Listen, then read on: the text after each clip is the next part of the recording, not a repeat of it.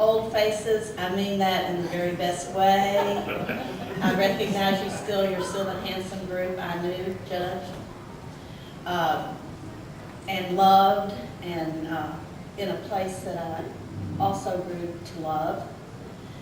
As Judge Ferguson can tell you, we settled in Boone County very readily when we first came to Northern Kentucky in the early 1980s. Really the golden years of my life and of the Kentucky Post, and I think of Northern Kentucky, was in that sort of renaissance of Northern Kentucky between the early 80s and the late 90s. Fabulous time and the growth of this area, fabulous time in the growth of the newspaper. And yes, some of the things you said brought back a lot of memories, thank you. Hannah was famous for getting me into volunteering something.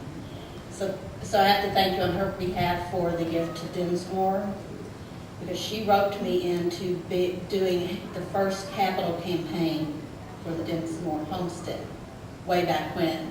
You'd have to look that up in your history books because I don't remember back that far these days. But a long time ago, when Dinsmore was first becoming the very special destination place that it now is.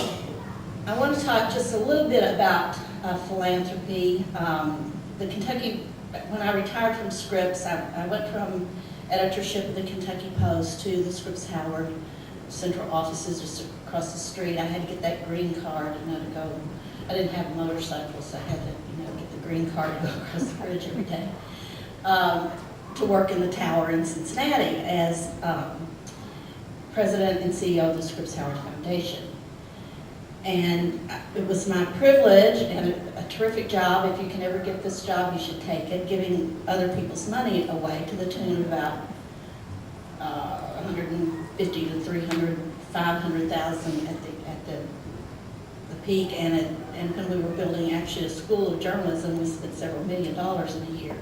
But it was a $100 million foundation at the time, and Northern Kentucky greatly benefited from that. A lot of Scripps Howard Foundation money came back into this community because I understood how special it was. But wow, look at how far you've come here. This is a fabulous facility. You must be very proud of it. You should. But when I retired from Scripps after 36 years, having had this wonderful career in newspapering and in giving money away, I felt there was a void in Kentucky in terms of promoting philanthropy and making people aware of the power of philanthropy. If philanthropy on its own were aggregated as an industry in America, it would be the third largest industry in America. That is how generous Americans are with their resources. If you counted volunteer work, which is also a resource, the human capital is just as important as the money. So those of us who don't have a lot of money to give can do what we can, but we can always give of our time and energy and talents. So I thought I should, because I'd had this understanding of both philanthropy and community involvement and the importance of all of that, I wanted to do more to encourage a change in the conversation in Kentucky from how poor and uneducated and helpless we are to a conversation about how empowered we can be through strategic philanthropic investment in our communities. As tax revenues are no longer available for some things we really care about, like early childhood education, all-day kindergarten, the things that are going to solve problems for our kids into the future. We can fix that. We do have the resources, and not only do they have the monetary resources, and I'll tell you how extensive those are in a second, we have the will and the talent and the people and the brain power to figure out the solutions. And so together, my message is, together we can do anything. We are powerful. If we create the kind of communities that we want, discussion around the real issues, and then go to work. It's really not rocket science. So we set about doing that, and the Philanthropy Initiative is about 6 years old. We just finished our statewide conference. We had the biggest conference ever, nonprofit folks, philanthropists, people who are just doing community good all over the place. And we had a special partner this year, the Federal Reserve. Served the two branches of the Federal Reserve that serve Kentucky partnered with us to present this program. So we had terrific programs on crowdfunding, community development funds and organizations, and how banks and private enterprises can partner to make good things happen, building parks, all kinds of stuff, named. Private-public partnerships are strategic and necessary. And we had Christy Brown, the widow of Owsley Brown, who is the Brown Foreman fortune, come to talk about not how much they give, but it's a lot, but the kinds of things she likes to give to and why. So we had those kinds of powerful people sharing their passion for giving, with a lot of people who just went away very turned on about what could happen next if we all got that excited about the needs of our community. So the big thing we did, the transformational thing for Kentucky, was something called the Transfer of Wealth Study. Now, these studies have been done in other states very successfully and with pretty much the same results that we are getting. And that is looking at, and you alluded to it, this intergenerational transfer of wealth that we know. It's like the pig through the python. The wealth builders, as we age, are going to be transferring a lot of money to the next generation over the next 50 years. It will probably never ever happen again in our history, and especially now as the economy is our young people are not going to build wealth as quickly unless something really happens to change that we don't see yet. But we've had a terrific generation of wealth builders in America as America expanded, grew, needed roads, and buildings, and houses, and all that. And they are going to have to do something with that money because they can't take it with them. That's a fact. And as it transfers to the next generation, in Kentucky only, and we did this breakdown by counties. Your library probably has a copy of this, or you can get it, or you can go online and see it. We did a breakdown by counties, so every county in Kentucky will be impacted by this transfer of wealth to varying degrees.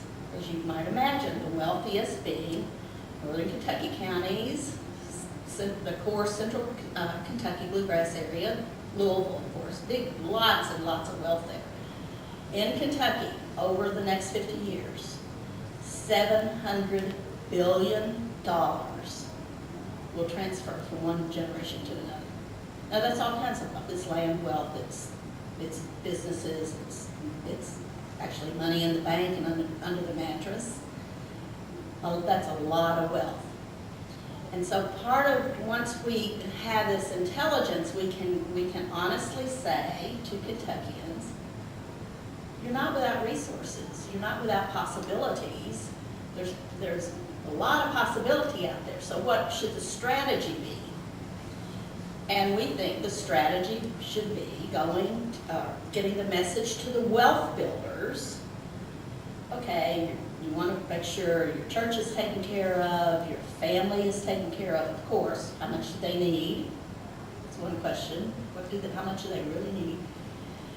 But think of one other thing, and that is your community, the community in which you built that wealth, the environment that enabled you to build the wealth. Think about your community, and please consider giving back to your community 5% of what you're going to leave. So the 5% campaign, we have had a media campaign about it. is very important in terms of showing us that we do have resources if we're smart enough to tap into them and to encourage people to share that wealth. And our goal then is to have some kind of community foundation that's an endowed fund. The core of it never goes away. You spend only, the IRS requires 5% of the income of that fund. You have to give away. So if you're looking at just 5% of the accumulated total, you're talking about, spread over 120 counties, about $350 million a year that could be given back to communities to build libraries or parks or workforce development programs or giving kids all day kindergarten, or whatever the community then decides are the priorities. Then there are resources for those, and they're primarily private resources that could be invested back in the community and still not touch the core.